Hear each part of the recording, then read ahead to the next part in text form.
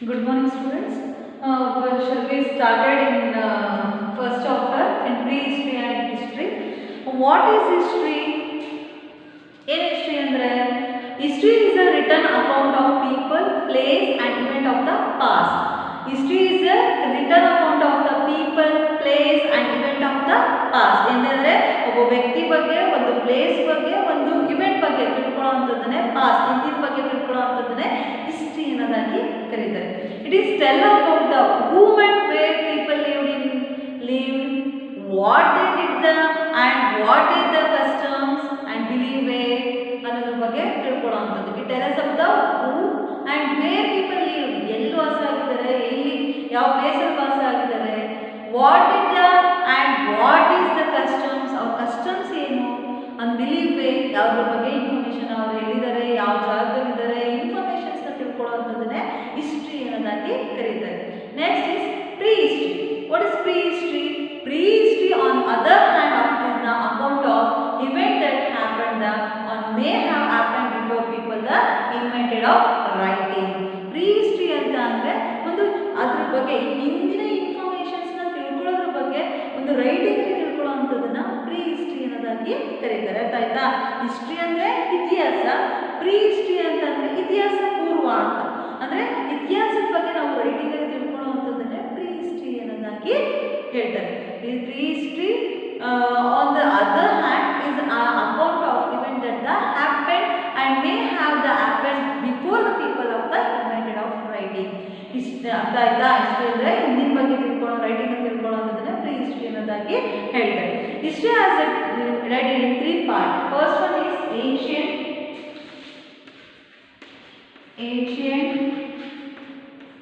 medieval and modern.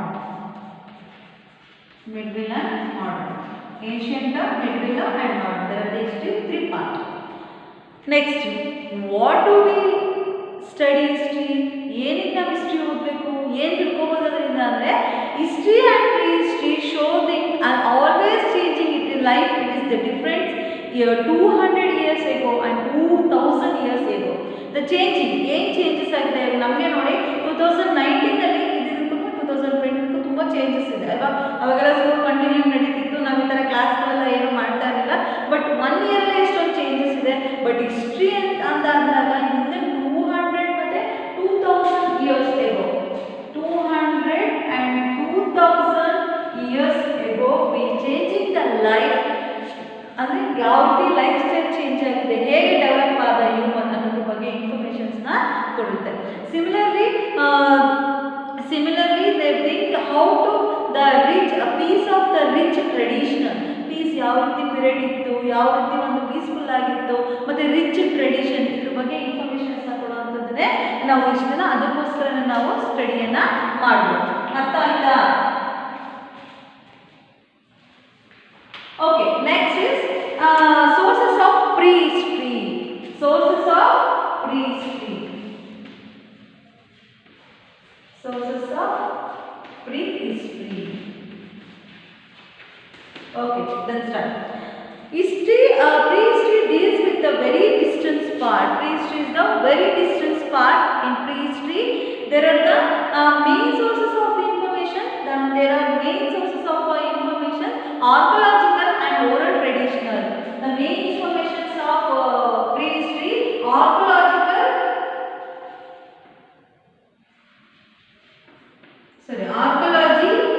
and oral traditional. Stories handed down from the generation to generation in a mouth. Stories downloaded from the generation to generations in a mouth. ಬಾಯಿ ಮುಖಾಂತರ ಒಂದು ಕಡೆಯಿಂದ ಮತ್ತೊಂದು ಕಡೆಗೆ ಅಥವಾ ಒಂದು ಕಡೆ ಒಂದೇ ವಿಚಾರದಿಂದ ಇನ್ನೊಂದು ವಿಚಾರಕ್ಕೆ ಸ್ಪ್ರೆಡ್ ಆಗುವಂಥದ್ದನ್ನ ಓರಲ್ ಟ್ರೆಡಿಷನ್ ಅನ್ನೋದಾಗಿ ಕರೀತಾರೆ. ಅರ್ಥ ಆಯ್ತಾ? ಆರ್ಕಿಯಾಲಜಿ ಮೀನ್ಸ್ ಪುರಾತತ್ವ ಶಾಸ್ತ್ರ. ಆರ್ಕಿಯಾಲಜಿ ಅಂತ ಅಂದರೆ ಪುರಾತತ್ವ, ಹಿಂದಿನ ಬಗ್ಗೆ ಒಂದು ಇನ್ಫಾರ್ಮೇಷನ್ಸ್ನ ಕಲೆಕ್ಟ್ ಮಾಡುವಂಥದ್ದನ್ನೇ ಆರ್ಕಿಯಾಲಜಿ ಅಂತ ಕರೀತಾರೆ.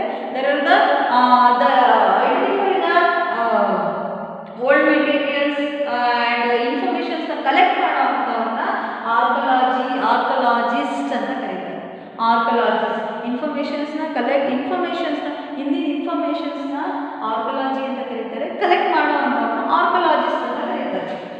Archaeologist.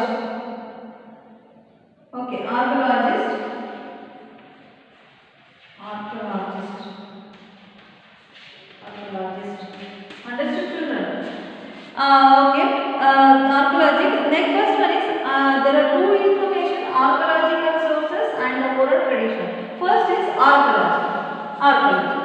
Archaeology means the study of ancient things in ancient ಹಿಂದಿನ ಬಗ್ಗೆ ಇನ್ಫಾರ್ಮೇಷನ್ ಕಲೆಕ್ಟ್ ಮಾಡುತ್ತದೆ ಆರ್ಕಿಯಾಲಜಿ ಇನ್ ಅ ಗ್ರೀಕ್. ಈ study of the physical remains of the past. Physical remains ಅನ್ನು ಕಲೆಕ್ಟ್ ಮಾಡುತ್ತೆ ಇದು. ಪಾಸ್ಟ್ ಫಿಸಿಕಲ್ ರಿಮೈನ್ಸ್ ಅನ್ನು ಫಿಸಿಕಲ್ ರಿಮೈನ್ಸ್ ಅನ್ನು ಇದು ಕಲೆಕ್ಟ್ ಮಾಡುತ್ತೆ. Next, ancients of this place called archaeologists. Ancient cities and villages are often buried of the under soil. Buried of the under soil and water of the volcanic ash. The place called archaeology site. Indian ಪಳೆಯುಳಿಕೆಗಳು ನಮಗೆ ಸಿಗುತ್ತಲ್ಲ, archaeology is buried of the archaeological site. They called archaeological site. ಏನಕ್ಕೆ archaeological site ಅಂತ ಕರೀತಾರೆ ಅಂದರೆ ancient cities and villages are often buried of the under soil and volcanic of the water. ಇವೆಲ್ಲ ಹಿಂದಿನ ಪಳೆಯುಳಿಕೆಗಳು ನಮಗೆ ಸಿಕ್ಕಿದಾಗ ಆ ಒಂದು ಪ್ಲೇಸ್ ಅನ್ನ ಏನಂತ ಕರಿತೀವಿ ಅಂತಂದ್ರೆ ಆರ್ಕಿಯಾಲಜಿಕಲ್ ಸೈಟ್ ಅಂತಾಗಿ ಕರೀತಾರೆ. ಅರ್ಥ ಆಯ್ತಾ? That the archaeological study the artefacts and fossils. ಏನು ಸ್ಟಡಿ ಮಾಡುತ್ತೆ ಅಂತಂದ್ರೆ artefacts and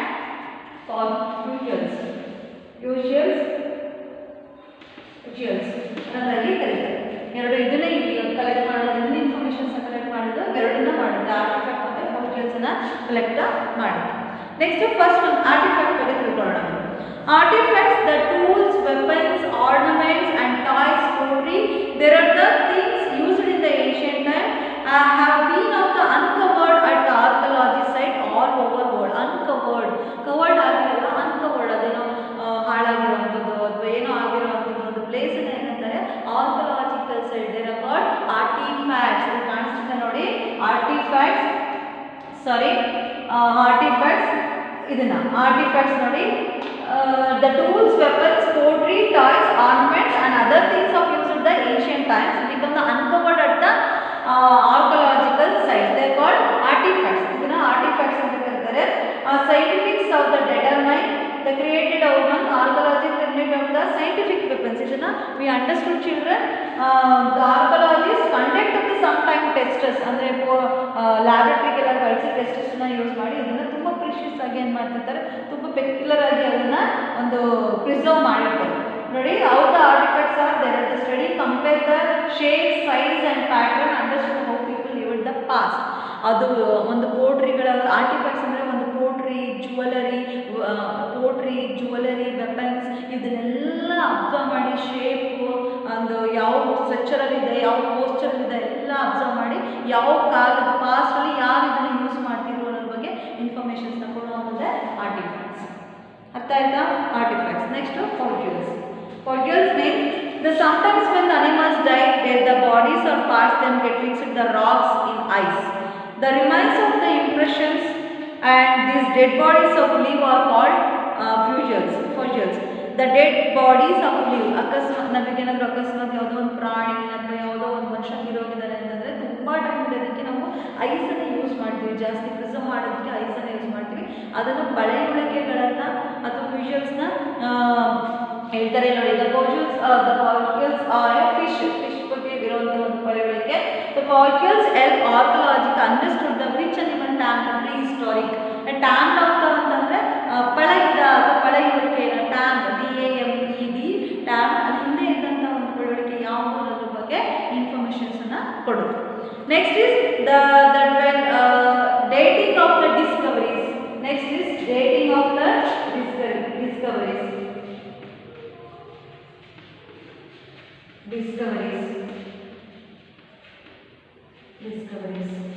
Okay, dating of the discoveries. The object carefully dug of the archaeologists first sent to the laboratories at the test of the carried out find out how ancient they.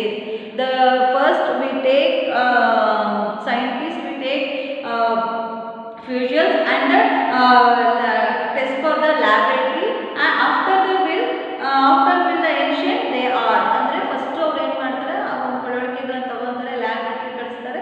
ಆಮೇಲೆ ಯಾವ time ಏನ್ಷಿಯಂಟಲ್ಲಿ ಯಾವ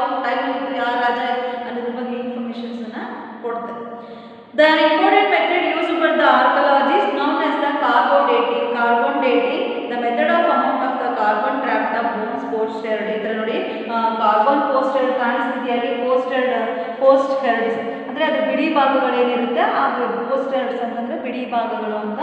the potsherds of the broken pieces of the pottery, ಯಾವ್ದಾದ್ರು broke ಆಗಿರೋಂಥದ್ದು ಇವಾಗ ಸುಮಾರು ವರ್ಷ ಆಯ್ತು ಅಂತ ಅಂದಾಗ ಅದು ಆಲ್ಮೋಸ್ಟ್ ಬ್ರೋಕ್ ಆಗೇ ಇರುತ್ತೆ. ಅಂಥದ್ದನ್ನೆಲ್ಲ ಒಂದು ಕಡೆ ಇಟ್ಟು ಅದನ್ನು ಯಾವ ಕಾಲದ್ದು ಏನು ಪ್ರಾಣಿ ಅಥವಾ ಯಾವ ಮನುಷ್ಯನ ಅನ್ನೋದ್ರ ಬಗ್ಗೆ ಇನ್ಫಾರ್ಮೇಷನ್ಸನ್ನು ಆರ್ಕಿಯಾಲಜಿಸ್ಟ್ ಹೇಳ್ತಾರೆ, ಅದನ್ನು ಪೋಸ್ಟ್ ಕಾರ್ಡ್ಸ್ ಅನ್ನೋದಾಗಿ ಕರೀತಾರೆ. ಈ study the order understand how old the object ಅವ್ರು ಅದನ್ನು ಸ್ಟಡಿ ಮಾಡಿ ಈ ಒಂದು ಪೋಸ್ಟರ್ಗಳನ್ನು ಫುಲ್ ಡೀಪಾಗಿ ಸ್ಟಡಿ ಮಾಡಿದಾಗ ಎಲ್ಲ ಬಿಡಿ ಇದ್ದಾಗ ಏನಾಗುತ್ತೆ ಅದನ್ನು ತೊಗೊತಾರೆ ಆರ್ಕಿಯಾಲಜಿಸ್ಟು ತೊಗೊಂಡು ಸ್ಟಡಿ ಮಾಡಿದಾಗ ಹೇಗೆ ಇದು ಯಾವ ಓಲ್ಡ್ ಯಾವ ಇಯರ್ ಅನ್ನೋದಾಗಿ ಇನ್ಫಾರ್ಮೇಷನ್ಸ್ನ ಕಲೆಕ್ಟ್ ಮಾಡ್ತಾರೆ.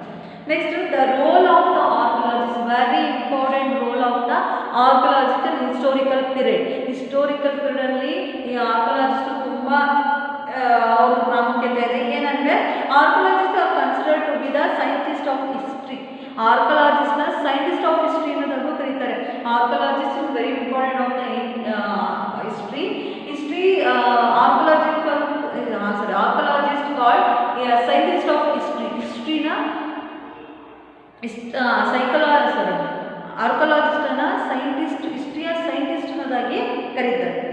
They study the skeletal remains of living being, artifact, fossils, determine the details about the different group of people that lived the past about the day. ನೋಡಿ ಯಾವ್ದು ಆಗಿರ್ಬೋದು ಅವರ ಆರ್ಟಿಫ್ಯಾಕ್ಟ್ಸ್ ಆಗಿರ್ಬೋದು, ಫ್ಯೂಷನ್ಸ್ ಆಗಿರ್ಬೋದು, ಇವೆಲ್ಲ ಇನ್ಫಾರ್ಮೇಷನ್ಸ್ನ ಕಲೆಕ್ಟ್ ಮಾಡಿ ಯಾವ ಇಯರ್ದು ಅಂತ ಅವರು ಡೀಟೇಲನ್ನು ಕೊಡ್ತಾರೆ. Oral traditions. Oral traditions already tell about oral traditions. Oral tradition ಅಂತ ಅಂದರೆ oral traditionals stories oral traditions so handed downloaded of the generation to generations in a mouth. Generation ಇಂದ ಜನರೇಷನ್ಸ್ಗೆ ಇನ್ಫಾರ್ಮೇಷನ್ಸ್ನ ಒಂದು ತಿಳಿಸೋವಂಥದ್ದು ಅಥವಾ ಬಾಯಾರಿಕೆ ಮುಖಾಂತರ ಹೋಗುವಂಥದ್ದನ್ನು ಓರಲ್ ಟ್ರೆಡಿಷನ್ಸ್ ಕರೀತಾರೆ. Example of Ramayana, Vedas, Ramayana, Mahabharata and Puranas. Mahabharata, there are the oral traditions. Vedas, Purana, Ramayana, Mahabharata and Puranas. There are the orally downloaded 100 years till they finally were down the much better. ಇವಾಗ writing ಅಲ್ಲಿ ಬಂದಿರೋಂಥ ಅವಾಗೆಲ್ಲ ಅಂದರೆ orally tradition. ನೋಡಿ dance and music the one of the famous and interest of the Indians. Music ಮತ್ತು ಡ್ಯಾನ್ಸಲ್ಲಿ ತುಂಬ interest ಇತ್ತು. ಇಲ್ಲಿ already old dance and being passed almost of unchanged of the teachers ಅಂದರೆ teachers called guru, student called ಶಿಷ್ಯ, ಈ ರೀತಿ ಕರೀತಾ ಇದ್ರು. ಗುರುನ ಟೀಚರನ್ನು ನನ್ನನ್ನು ಗುರು ಅಂತ ಕರೆದ್ರೆ ನಿಮ್ಮನ್ನ ಶಿಷ್ಯ ಅನ್ನೋದಾಗಿ ಕರೀತಾ ಇದ್ರು. there are the always be teaching in English, maths, science and always be telling in orally. ಯಾವಾಗಲೂ ಕೂಡ ಏನಂತಂದರೆ ಓರಲ್ಲಿ ಅವರು ಹೇಳ್ಕೊಡ್ತಾ ಇದ್ರು. ಹಿಂದಿನ ಕಾಲದಲ್ಲಿ ಯಾವುದೇ ರೀತಿ ಬರವಣಿಗೆ ಮುಖಾಂತರ ಇರಲಿಲ್ಲ. ಅರ್ಥ ಆಯ್ತಾ? There are the main understood children. This is the picture. The ancient sage passing down wisdom to the student orally. The ancient period ಹಿಂದಿಂದ ಏನಿದೆ ancient period first stage ಏನಿದೆ the historical part third stage ಅಲ್ಲಿ first one stage ಏನಿದೆ ancient stage. The ancient sage of passing down the wisdom to is the student orally. ನೋಡಿ ಕೂತಿದ್ದಾರೆ ಗುರು, ಇಲ್ಲೇನಂದ್ರೆ ಶಿಷ್ಯಂದಿರು ಅವ್ರು ಹೇಳುವಂಥದ್ದನ್ನು ಕೇಳ್ತಾ ಇದ್ದಾರೆ. Okay, understood children. ಅರ್ಥ ಆಯ್ತಾ ಹಿಸ್ಟ್ರಿ ಅಂದರೆ ಏನು, ಪ್ರೀ ಹಿಸ್ಟ್ರಿ ಅಂದರೆ ಏನು ಅಂತ? ಓಕೆ, ಒಂದು ಸಣ್ಣ ರೀಕ್ಯಾಪ್ ತಗೊಳ್ಳೋಣ. ಫಸ್ಟಿಂದ ಏನು ಮಾಡಿದ್ದೆ ಅಂತ ಇನ್ನೊಂದ್ಸಲಿ ನಿಮಗೆ ನೆನಪು ಮಾಡ್ತೀನಿ. Okay, first one, what is history? History is a return account of the people, place and event of the past. ಅರ್ಥ ಆಯ್ತಾ? Pre history on other hand is an account of the event that happened of the may have happened before the people of invented of the writing. There are the three historical part, ancient, medieval and modern period. What is history? History ತಿಳ್ಕೊಬೇಕು.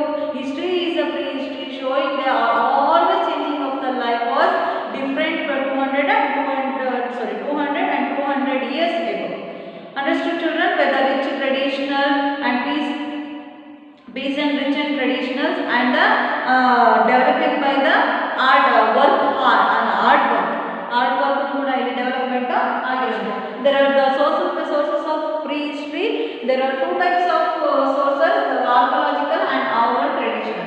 Archaeological, the study of the ancient times. In the ancient times, in the archaeological